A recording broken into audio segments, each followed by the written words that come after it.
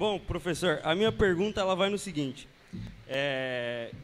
A gente elegeu recentemente um presidente novo no nosso país e o senhor falou aqui um pouco sobre o Estado Democrático do Direito e deu a entender, pelo menos eu consegui entender assim, de que a gente está passando por uma lavagem no nosso país e que esse reboliço que a gente vive agora é uma coisa que vai levar a gente para um patamar melhor. Mas a pergunta que eu quero fazer tem alguns sinais que eles mostram para a gente que talvez a gente não esteja caminhando para esse lugar melhor.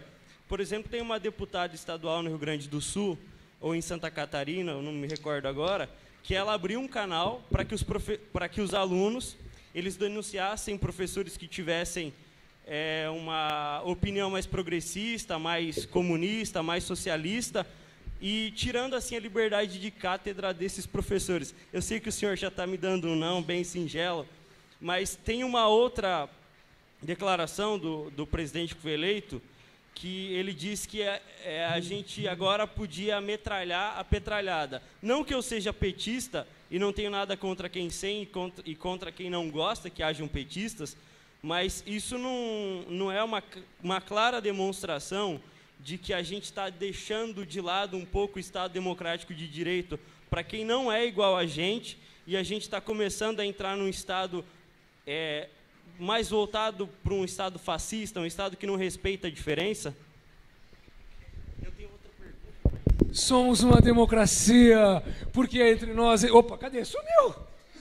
Porque existe separação, existe Constituição, existe legalidade, existe direitos humanos e existe Supremo Tribunal Federal também, que é o nosso defensor da Constituição e dos nossos direitos. Tudo isso, ele falou um monte de coisas impróprias para ganhar voto, para aparecer. Tudo isso era discurso de campanha. Esqueçam disso. Ele não vai se comportar mais dessa maneira como presidente da República. Ele não vai. Ele pode até pensar algumas bobagens, como todos nós pensamos algumas bobagens, mas ele tem que se submeter a tantos condicionamentos. E qualquer bobagem que alguém faça dá uma repercussão tão grande que ele devia chegar e conversar com os 3 filhos. Parem de falar, porque vocês estão atrapalhando a minha presidência e o Brasil. Porque somos um Estado de Direito, somos um Estado de Direito. Então vamos esquecer isso. Repudio inteiramente qualquer tipo de perseguição ideológica, política nas escolas. As pessoas são livres para falar o que quiserem. O que eu realmente acho, que nós precisamos de pacificação. Quem sabe numa próxima oportunidade a gente abra de novo esse debate, para que todos possam fazer as suas críticas e a gente conversar sobre direita, sobre esquerda, sobre fascismo, sobre socialismo, sobre democracia. O fato é que você pode ser de extrema direita ou de extrema esquerda, mas você está num Estado de Direito, cuja Constituição estabelece uma porção de limitações ao que você pode fazer e até mesmo ao que você pode falar e o que você não pode falar, e todos nós estamos submetidos a isso. Então, não vejo isso como um risco.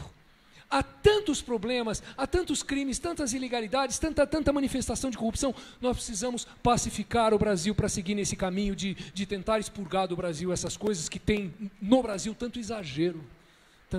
É o que eu penso, eu não sei se eu respondi, mas eu acho que nós não podemos desacreditar do Estado de Direito, apesar desses exemplos horrorosos de falta de democracia.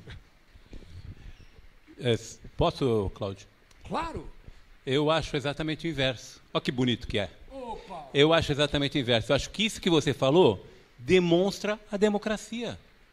Isso reforça a democracia. Ele falou o que ele quis, a professora falou o que ela quis. E o que vai acontecer? Vão continuar vivendo. Isso é democracia. Eu posso gostar do amarelo, outro pode gostar do cor-de-rosa, outro pode gostar do azul, não é isso? Isso é democracia. Pode gostar de laranja. Por exemplo, o próprio laranja que o professor falou aqui. Estávamos ouvindo hoje, eu e o Costa Machado, lá na minha sala, que eu gosto de AM. Acho que é o único ser humano do mundo que ouve AM, acho que sou eu. Eu gosto de ouvir AM porque as pessoas ficam falando, eu gosto de ouvir o que elas falam, né? E eu estava assistindo não, porque não estava vendo, estava ouvindo um programa sobre política. E agora elucidou-se o que foi feito das laranjas. Na verdade, as laranjas não tinham nada a ver com o que estava sendo noticiado e que atrapalhou a nossa vida do Brasil por uma semana. Por uma semana atrapalhou a vida do Brasil. Ficamos a semana inteira falando da laranja. As laranjas existem? Existem. Que se puna o culpado, que bote para fora, que prenda e assim por diante. Só que o que estavam tentando dizer é que o presidente tinha a ver com as laranjas. O ministro tinha a ver com as laranjas. E não tinha nada a ver, está provado. Na verdade, foi a forma como a Folha de São Paulo, no caso, noticiou o fato. Isso também é democracia. É para isso que nós estamos sentados aqui, para a gente conseguir discernir as coisas e ver o que serve e o que não serve. Vai ter coisas que vão ter questões que são controversas? Sempre, graças a Deus. Uma palavra, pegando o gancho do professor Pilão, eu ouvi de um cientista político há alguns meses e eu achei bárbaro. Ele disse assim: fake news são o preço barato da nossa liberdade de expressão. É isso. Perfeito. Tinha alguém aqui, cadê? Quem é que tinha pedido também? Você assustou, você brigou muito com ele. Pois não. Vem falar aqui para o pessoal te ouvir.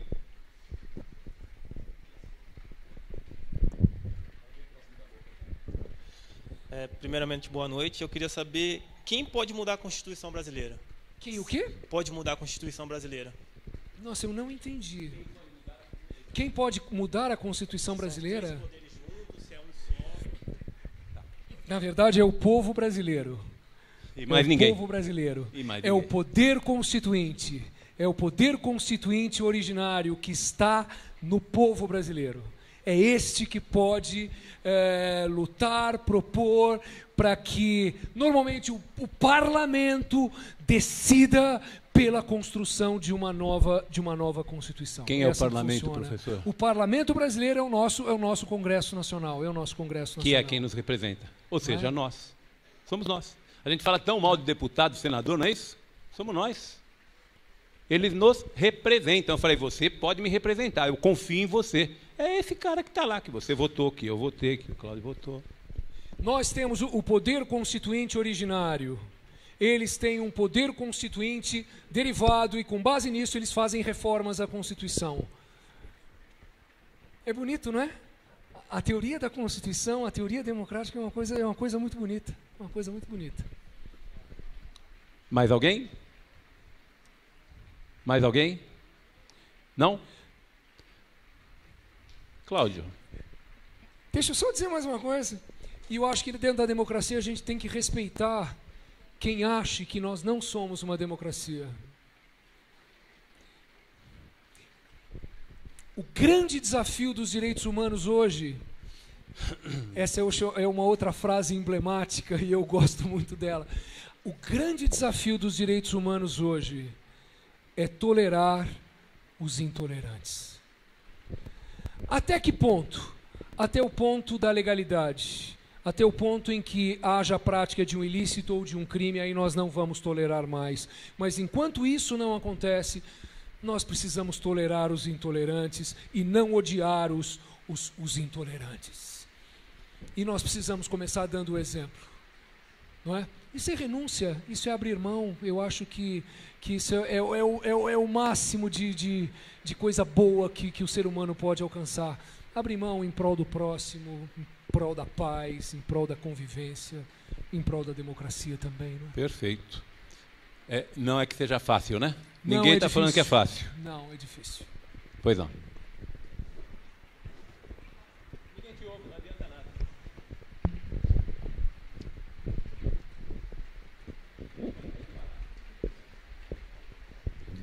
Boa noite a todos.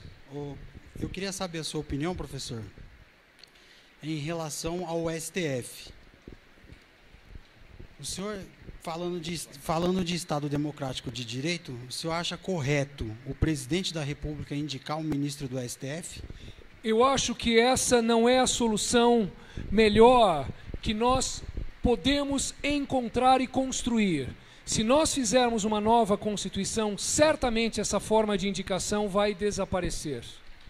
ela existe no Brasil porque nós copiamos esse modelo na nossa Constituição de 1891 e esse modelo foi mantido até hoje. O presidente indica e o Senado aprova. Nós podemos construir uma forma diferente de realizar o trabalho por meio do Supremo Tribunal Federal. Deixa eu mostrar o que eu acho que é o ideal para isso? Posso mostrar? Eu não preciso mostrar, eu faço o desenho aqui com a mão. Satisfiz a sua pergunta? Quer que eu traga a sua lousa, ô Cláudio? Cláudio, quer que eu traga a sua lousa? Não, eu trago a lousa. Pode perguntar. Não, pode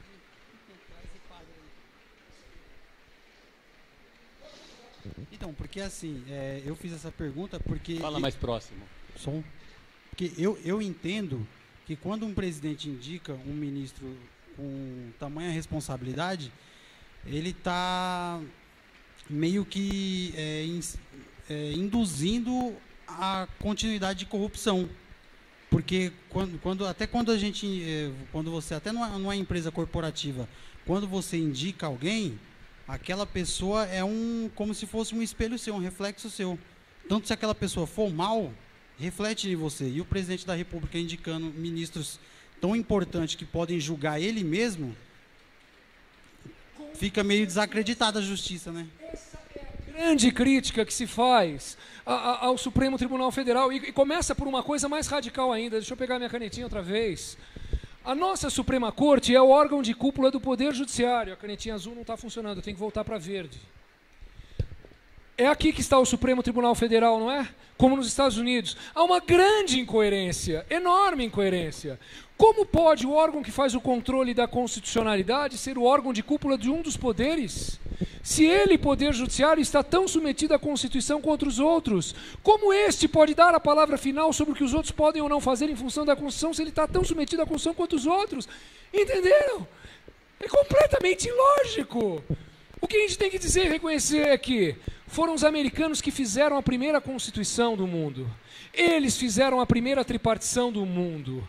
Eles fizeram a primeira Declaração de Direitos Fundamentais do mundo. Eles inventaram o controle de constitucionalidade no mundo em 1803. Eles primeiro criaram a primeira Corte Constitucional do mundo. Foram eles que inventaram tudo isso. E a gente vai dizer, vocês estão errados. Lá funciona. E está funcionando muito bem, tanto os Estados Unidos são o que são. Só que, no século XX, os europeus, que até 1920 resistiam à ideia de controle de constitucionalidade, resolveram criar uma Constituição com um controle completamente diferente e inventaram o que nós precisamos fazer na nossa próxima Constituição.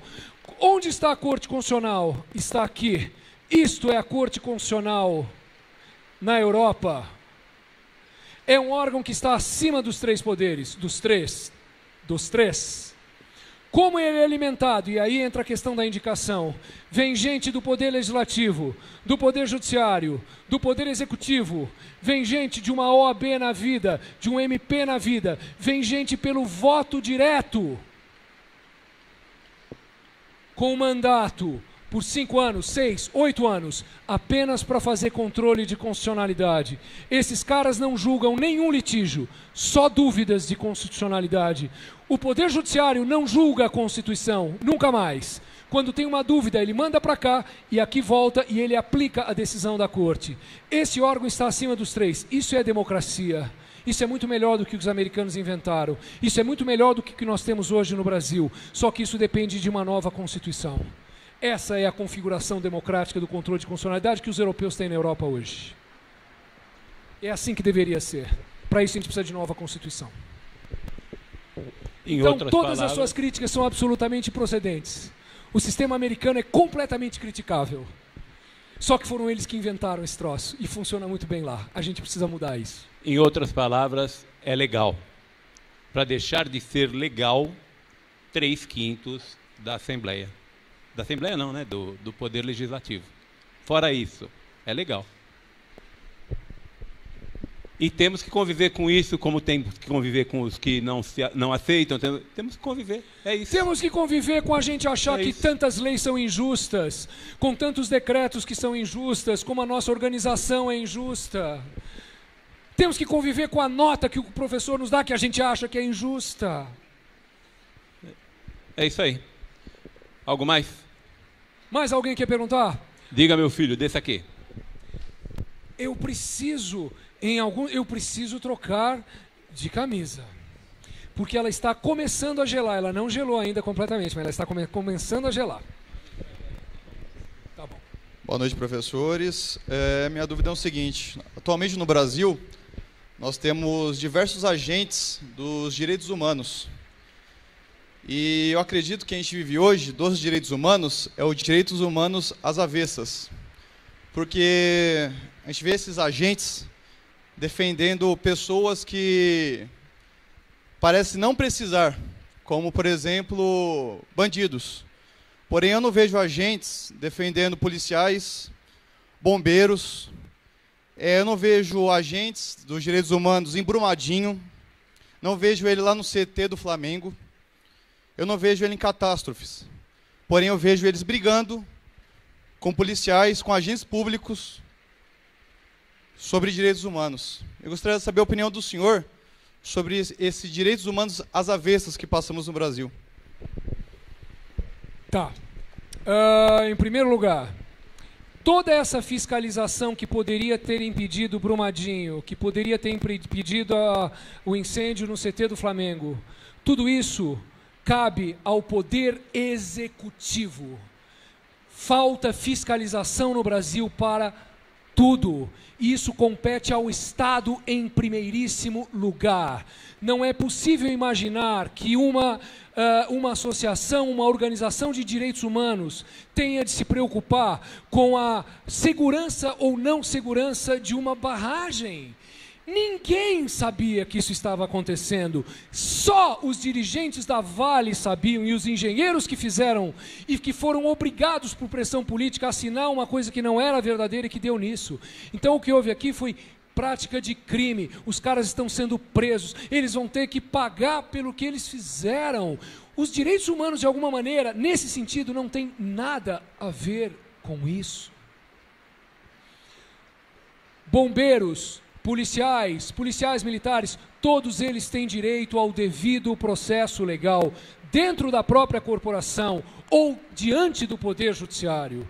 Todos eles, estes têm, policiais militares, eles têm uma justiça própria, que é a melhor justiça do Brasil, que é a justiça militar, onde as garantias constitucionais, que também são direitos humanos, são inteiramente atribuídas e respeitadas para essas pessoas.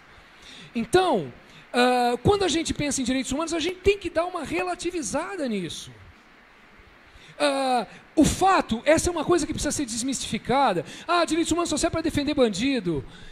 Nossa, mas quem são os bandidos? Bom, é gente que só pode ser declarada bandida quando houver uma sentença transitada em julgado. É isso que a Constituição diz. Ninguém é bandido antes de ser declarado com força de coisa julgada bandido. E todas as pessoas têm o direito de se defender. Os direitos humanos se preocupam com isso. Porque nós temos a terceira maior população carcerária do mundo. Tem um mundo de gente presa injustamente. Nós precisamos de mais defensoria pública, que é órgão do Estado, para a defesa das pessoas. Nós precisamos de mais advogados militando nessa área. Nós precisamos de mais gente trabalhando, às vezes de graça, para livrar aqueles caras que estão presos e não têm dinheiro para pagar. Por isso foi constituída a Defensoria Pública. E os órgãos de direitos humanos existem para a defesa deles também, não só deles. Os direitos humanos são muito amplos hoje. Há muita gente trabalhando pela defesa das crianças, dos adolescentes, dos idosos, das pessoas com deficiência, das minorias, enfim.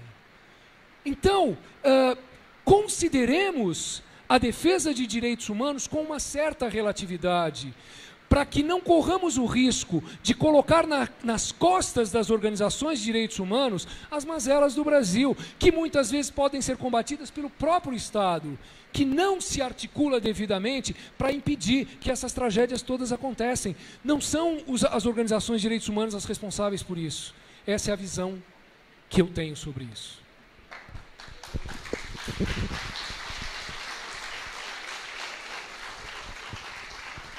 É isso, e também é compreensível a pergunta, porque é uma questão de sensação, né? A sensação que dá é isso. É porque, muitas vezes, nós não nos organizamos da forma que alguns se organizam. E quem tem muito mais o hábito da organização é o pessoal um pouco mais à esquerda, é o hábito da organização. O pessoal à direita não tem esse hábito. Então é evidente que se o hábito vem desse pessoal, eles defendem aquilo que eles acham justo. E é justo que eles defendem? Sim. O camarada está preso, ele não devia estar preso? Tem que soltar o cara, pô. Como é que deixa o cara lá dentro? Está perfeito, não tem nada de errado. Então a questão toda é essa, que a gente, infelizmente, eu estou falando nós todos, nós não nos organizamos da forma como deveríamos, porque aí não precisaríamos de cobrar da forma como cobramos, cobraríamos aqui, né? Cobraríamos aqui. Bom, mas é isso, nós temos ainda que falar um pouquinho sobre as disciplinas online que vocês terão ao longo do... Não, que eles têm que te aplaudir. Ele está perguntando se pode trocar a camisa. Eu falei, não, ele tem que te aplaudir primeiro. Vamos falar...